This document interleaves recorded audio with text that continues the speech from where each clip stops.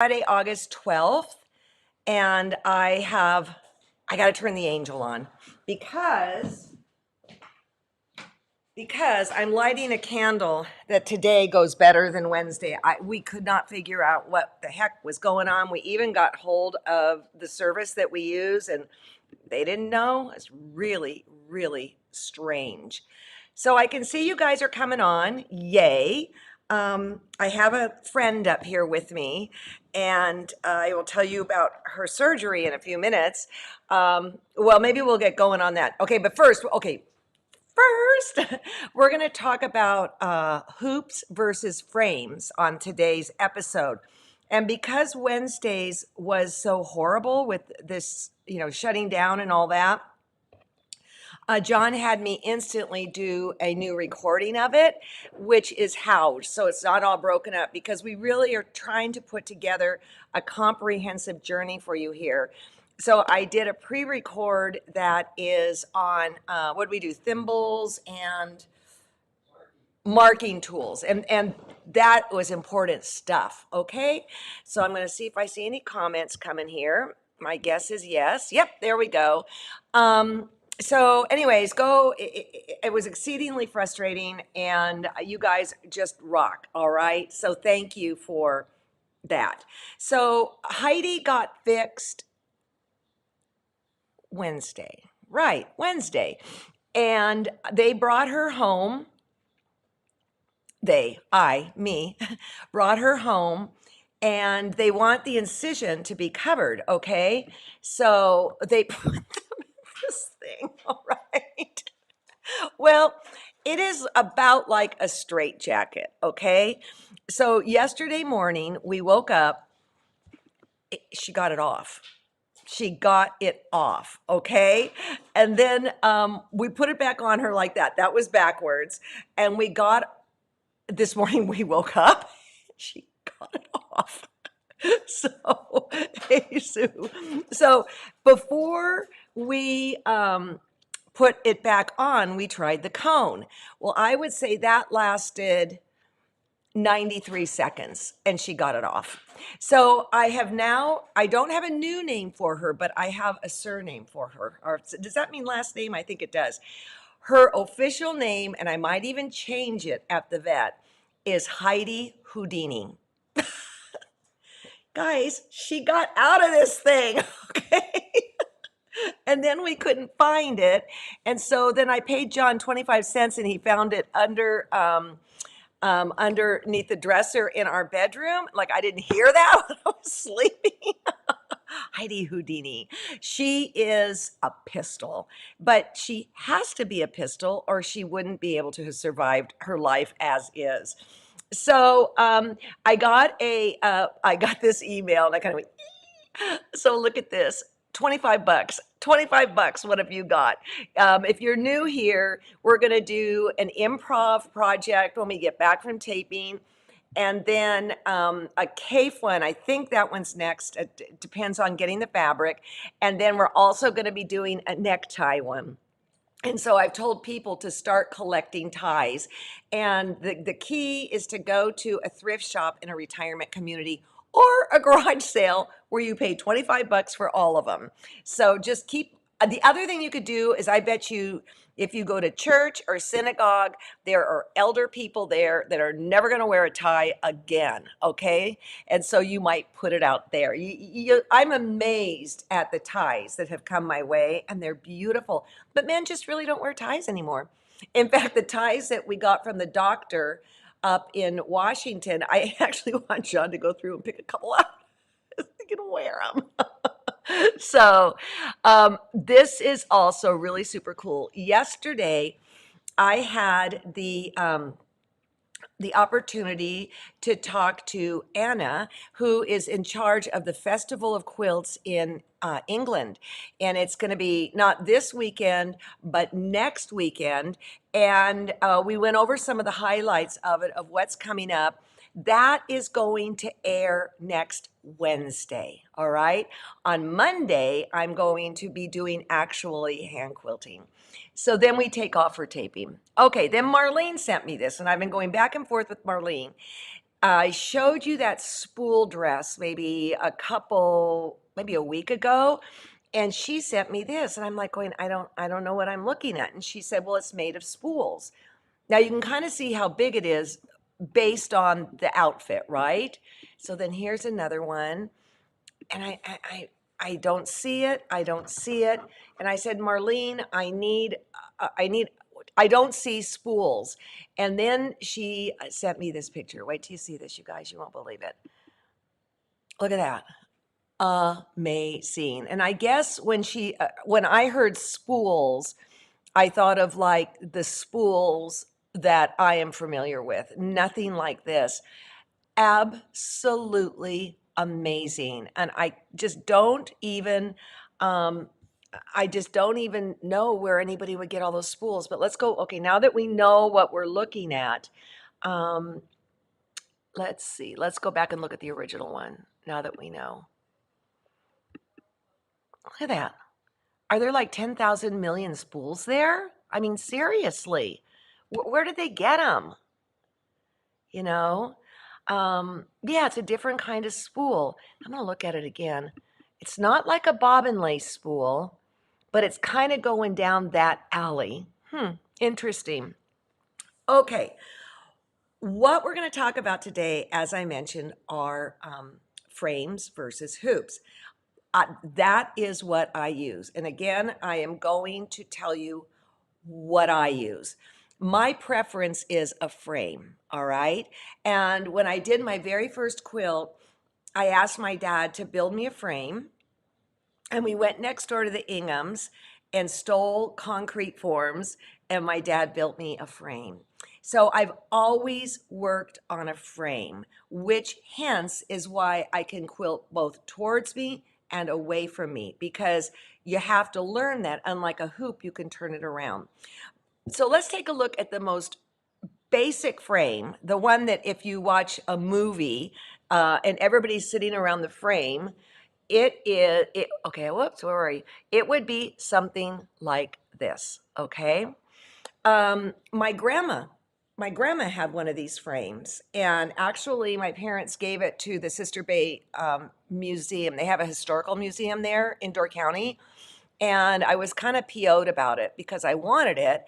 And my dad said, Alex, they are just they're just four boards clamped together. I mean, that's all it is, period. Okay.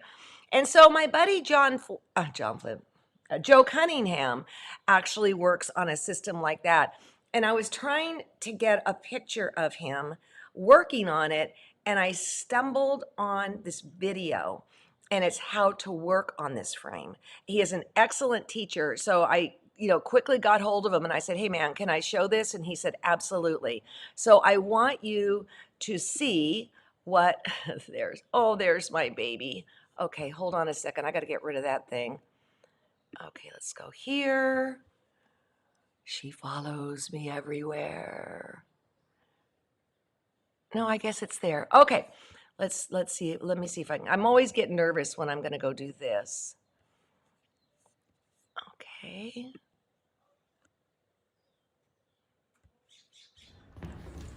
Hi, it's Joe. Welcome to the Quilt Report.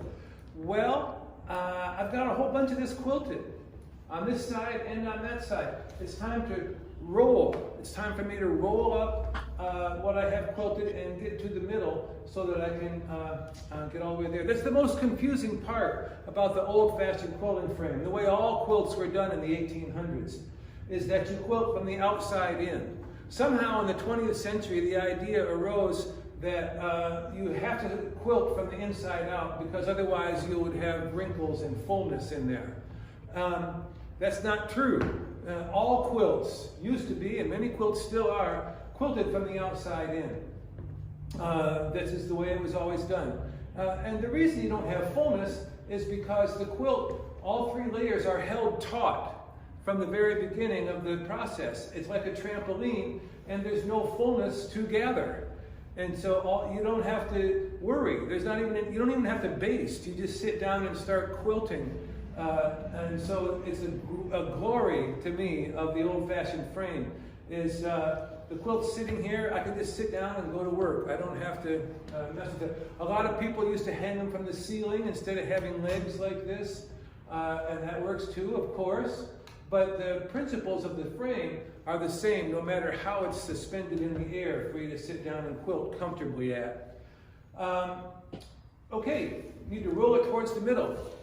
So that means I've removed the pins that were pinning this to the board. So now I just take off one clamp, take off the other clamp, and then I try to do it straight, and I roll the finished part up as far as I have it quilted, and then reclamp. It's that simple. Try to keep it tight.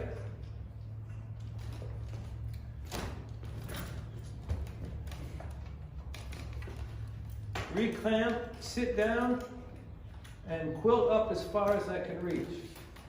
I'll do the same thing on the other side.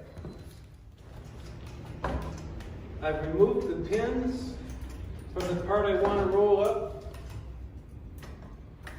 Take one clamp off, take the other clamp off,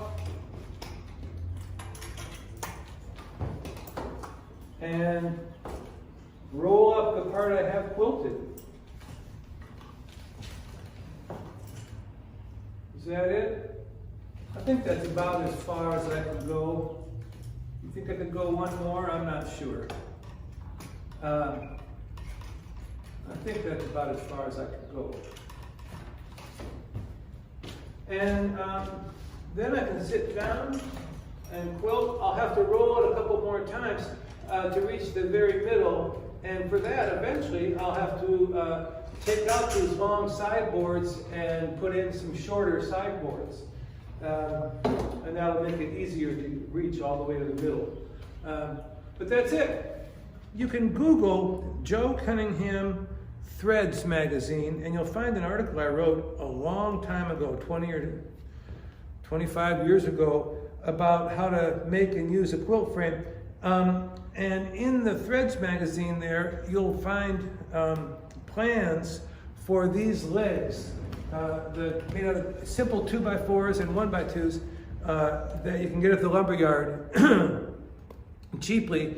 And I show how these the measurements and the legs are pretty self-explanatory. Anybody with a saw and a screw gun can put one together in short order. So check that out. Google Joe Cunningham Threads magazine, and you'll find that article. All right. Thanks for stopping by. See you next time. Okay, I've got to cancel that and come back to you guys. Come on, Miss Beta. There we go. Now, Christine, you had a good question. Yes, these frames take up a lot of place and a lot of space. And in the olden days, they would bring it up.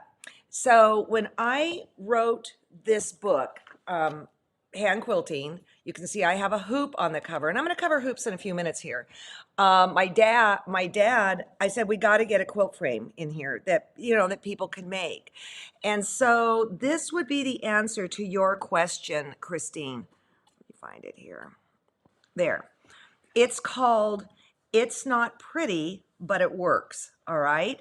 So in a sense, what you do here is you start like a roll of film, all right, like in the center, and then you quilt in the center, and then you unroll it, go this way, this way, this way, and then come back, quilt from the center, and go this way, this way, this way.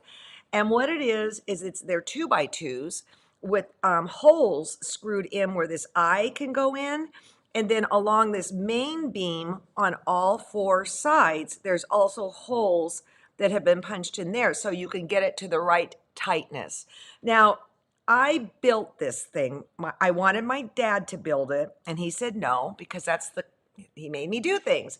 This, at the time, gosh, when was this book written? 30 years ago or something. I actually when was this thing printed? Well, it doesn't matter. 98. That's when what my hair looked like in 98. Um, I built these, the whole thing for 25 bucks. All right. I would recommend that you buy pre-made sawhorses.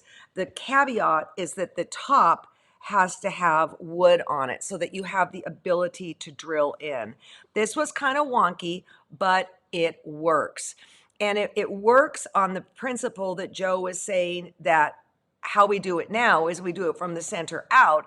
And the bottom line is it just doesn't matter. You've got to be able to do what you need to get done. I don't know if we have any of these books in the TQS store. I took about 20 over, but it has instructions right here. So that's another option. That is a fabulous option for that matter. But I will say this, when I started quilting, and my dad went and stole the lumber from the Inghams, then my girlfriend wanted him to make her a frame, and my dad said, well, what do you want? Now here comes the engineer, okay? And so the person said, hey, might have been Mary Howell, I'm not sure, excuse me. He went in the other room, and she said, okay, I want it to be able to fold up and go against the wall and be able to have different angles to it and have different pole lengths. And my dad came back a half hour later, and that's when Slide Key Quilt Frames was born. This picture was taken for a book. It kind of shocked me when I got it the other day. But basically, I'm just showing you this in case you know a builder. These were done on closet rods, all right? And then he had a clamping system here that held it down. Then you could get it we're sitting on the back side of it, okay? You could make it flat for people on both sides, or you can angle it and adjust the angle every now and then when you're sitting on this side, just to give your back some relief. Again, on this sort of frame, you start in the middle, you work to one side, you start in the middle, and then go in to the other side, okay? So that was my dad's frame. Periodically, somebody will be getting rid of theirs, and I'll have people saying, okay, I've got one. If I'd like to sell it or get it into somebody's hands or whatever. The problem with this frame was that it was ungodly expensive to ship to other places. He did it, but he would build crates and all that kind of stuff, all right? But this one, you do have to baste, unlike what Joe was talking about. And we've already had a session on basting. Then here's another one. Now somebody else came up with a 3-rod frame. And on this, I should throw the picture up. On this, you don't have to baste. So take a look at this, and then I'm going to show you a naked one. It's a different brand, but basically you have got 3 rods, of which the front rod, everything goes on. Then I forget if I guess the middle rod would have the batting. I don't know. There's instructions, but you don't have to baste. And this one, you'd be working from one end to the other. And also, I want you to take a look at the gears. A lot of them have like saw gears, and that's the tightness and the looseness of the whole thing. I don't know what this brand is, okay? I just Googled quilt frames. This one also, apparently, it looks like you can fold it up and push it against the wall. So there are a lot of different options out there. They, vary in prices. I saw some on Amazon, maybe for 150 or something like that. And my dad, it was hard rock maple finished like furniture. I think in its heyday, it was like 450. But, that was how long ago, right? Okay, so now people want to know about hoops. Okay, I'm not a big hoop person, and I will wait, let me start with this first. Okay, I'm not a big hoop person, and I'll tell you why. Because when I sit down and hand quilt a quilt, it's going to have a lot of fabulous quilting on it.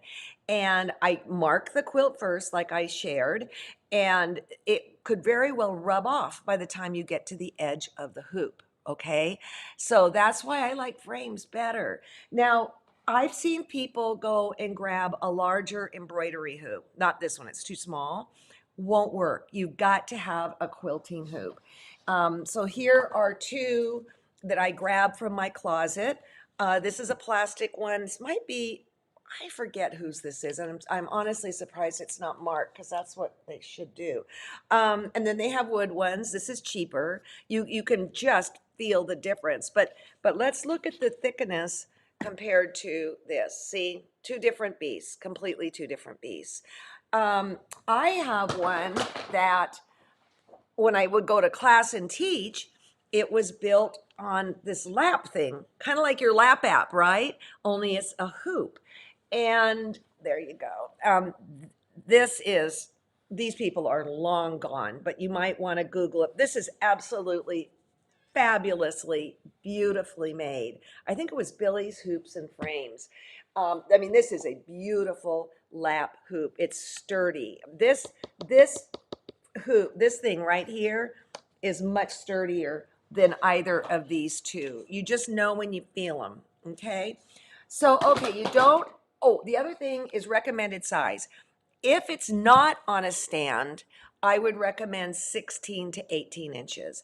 I was kind of always thought bigger is better, right? And I got like a big one and it was just too much to manage and I couldn't quilt all the way to the center anyways, all right?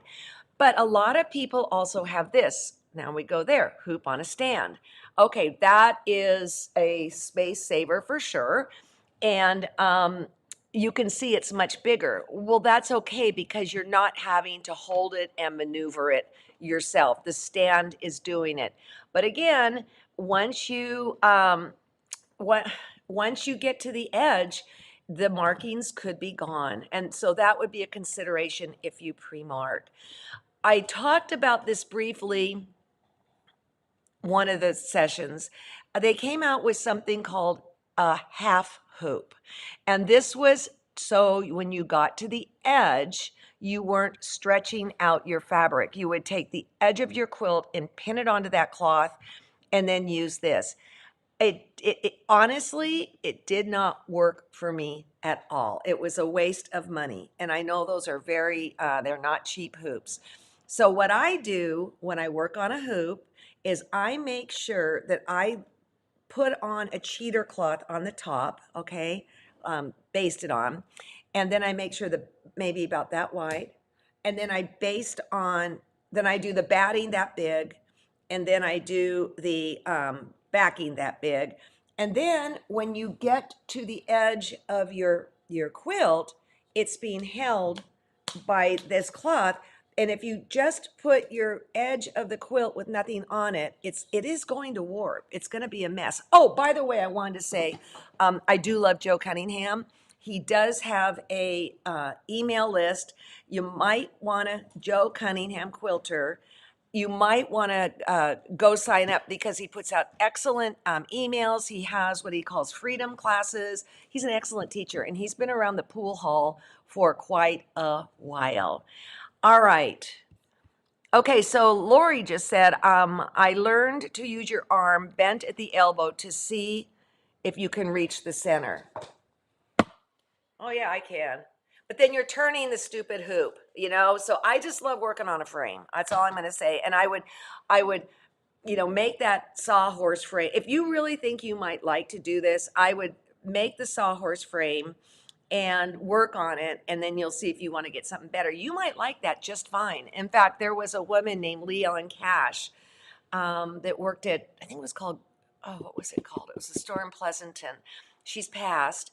She had my dad just build her a nice sawhorse frame. I mean, it was beautiful. And it doesn't get simpler than that. Okay, so Becky, I'm going to say this about having room for a frame. When I became a quilter, we were in a very small house, maybe 1,400 square feet. And the family, maybe 16. The family room was the heartbeat, the center of the house. And if I put a frame up on it, in it, I could not have done the big Joe Cunningham frame. But I was in the middle. And I mean, everybody's running around me and this and that. I mean, it was just part of the fixture. And then when I was done quilting at night, I would push it against the wall, against the window. Okay, but if you're going to be able to do that with your quilt frame, you have to make sure it's a pretty hefty one and one that's not going to fall apart on you. All right. So, yeah, I don't want to, I hear what you're saying, but you know, all right. Okay, now here's another one. I have another buddy, John Flynn, and you probably have seen him at shows. And he has come up with a frame that will work on your machine as well as on your lap. Okay, so here he is working on his machine. He's an engineer too. He's an engineer also. In fact, I have to tell you, for my dad's 80th birthday, my cousin Jack, John Flynn, and I took my dad up fishing in Alaska. Yep. And he both guys that I'm talking about here are the real deal, and they're so nice. Okay, and funny. So look at this though. So with that same frame, he could sit and hand quilt. So that's an interesting option, okay? So as I mentioned, I had to put this picture in. John is an engineer. And you know those rag quilts? I am not suggesting you try this, but I just died laughing when I saw it. Here is,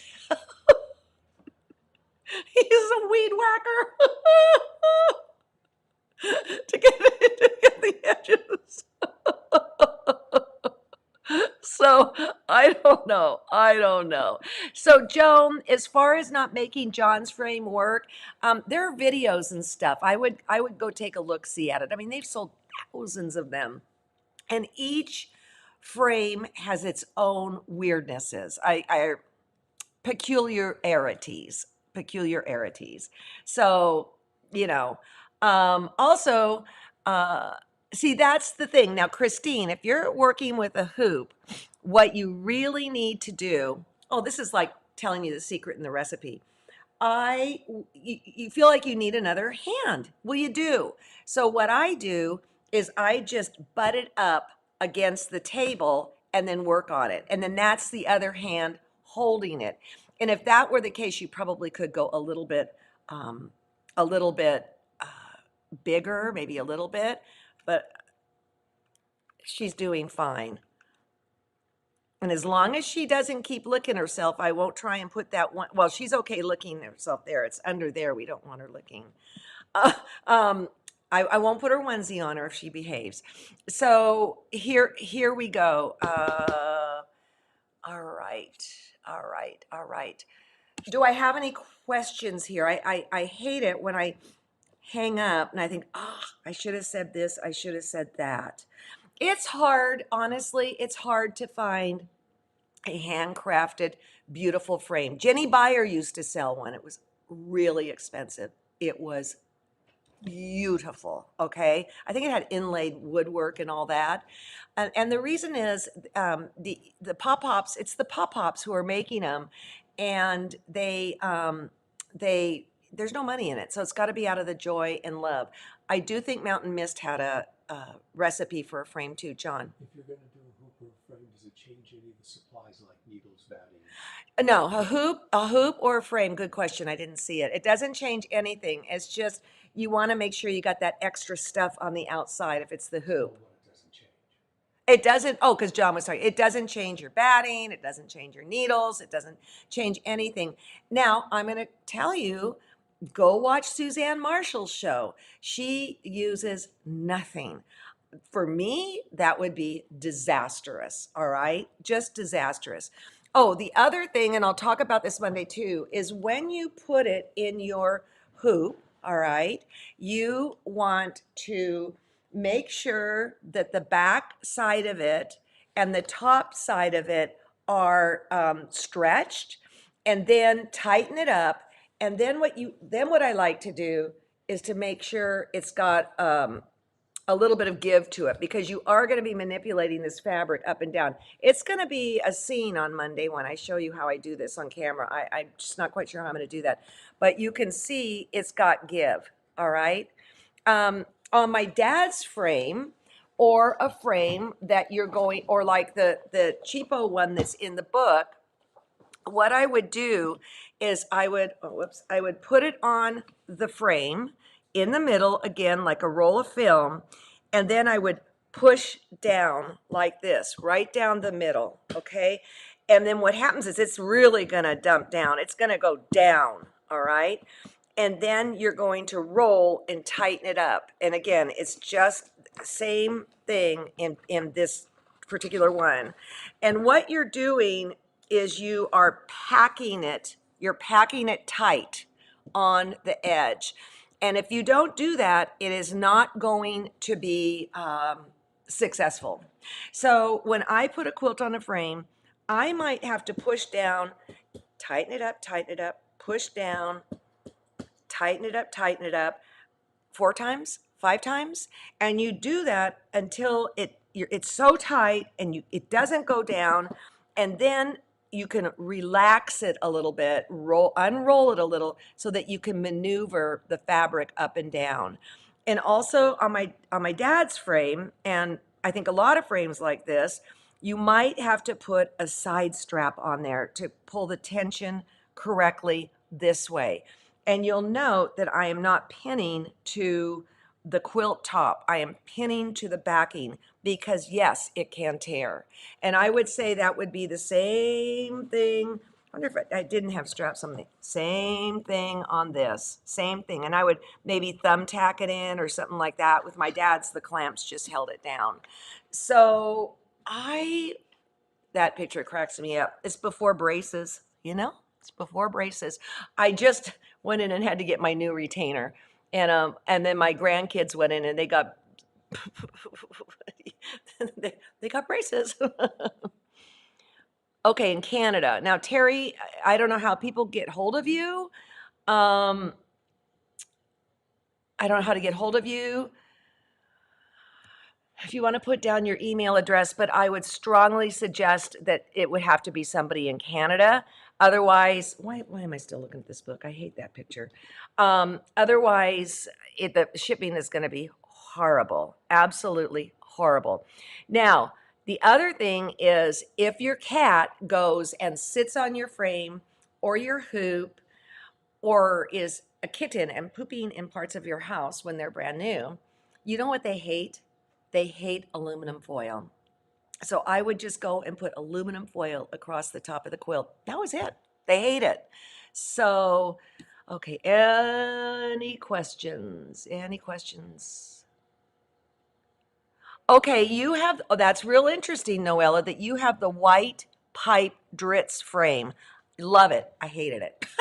So see, that's the thing. We're shopping underwear here. You know? The bathing suit I buy is not going to be the bathing suit you buy. And probably the thing you buy is where the person can lovingly help you out of it. Okay. So, yes, that's another one. I have a Grace tilt, no basting, no moving the fabric. Yeah, great. Okay, I wonder if Grace is still in business. I bet it is because they make a pretty nice product. Okay, there we go, Grace. Okay, great. Okay, yeah, we're all in agreement. We're all in agreement. And then Jones said, rather than put the hoop on a table, prop it on a pillow on your lap.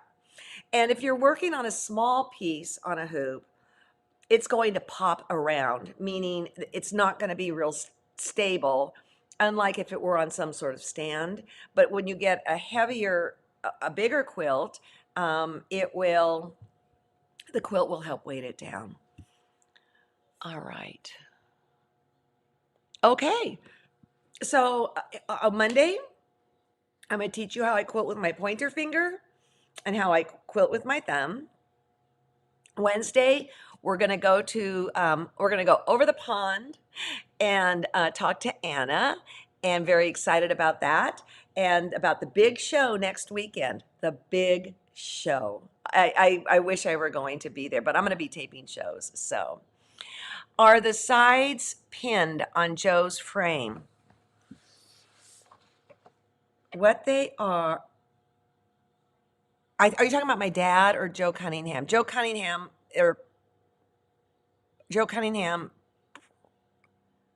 I don't think I saw that. I think when you get the quilt on the frame, you're going to know whether you need to get those side straps on. And I think you mean Joe Cunningham. No, no, I don't believe I saw that at all. But if I needed it, I'd do it. Okay. We did thimbles, Melanie. We did thimbles on Wednesday, and this kept turning off. It was a flippin' disaster. So I went and I did a video that is housed right on in the lessons that talk about thimbles and marking tools, and that's very important information. Okay. Let's see. He does. Oh, he does. He did pin on the side. You guys are saying, okay, okay, great. Um, I'm just looking at this. Knots, you will find that out on Monday. Okay, Donna, that's the part I'm not sure I'm going to be able to show you is the underneath side. I don't know how I'm going to do that. But I will do my very, very best and to try and explain it to you, okay? Christine said he unpinned to roll the quilt up. Thank you. Thank you.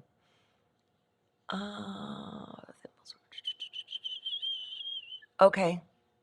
Oh, good. And somebody on our team just put up the thimbles lesson. Okay. Hey, Pam, I'm thinking that Lilo might be coming to your quilt show. I think she might. Okay, Margot. We're all good then. Yeah, he had to unpin, so I guess you have to. Otherwise, it'd be pretty floppy, right? Okay. Put a camera on the kitty's back. Oh, Robin suggested she gave me a laser light. Then I put it on the fan and turned the fan on. Put a mirror under the quilt. No, because I have to use two hands. I wonder if I put a piece of plastic in there, if that might work. A piece of vinyl plastic. Let me give that a try. I'm pretty good at explaining it, okay? All right. To film the underside, get a GoPro. GoPro. This is a professional outfit here. Totally professional. You guys are hilarious. So, will I be at Quilt Expo in Madison, Wisconsin this year? No, I will not. The only thing I was planning on going to was Houston, and then my nephew is getting married that weekend. I am beyond bummed out because I'm ready to roll, just like you guys are. Okay, hey, thank you everybody for your time. I have run late, and I'll see you Monday, and I'll figure out what I could do for you guys. Okay,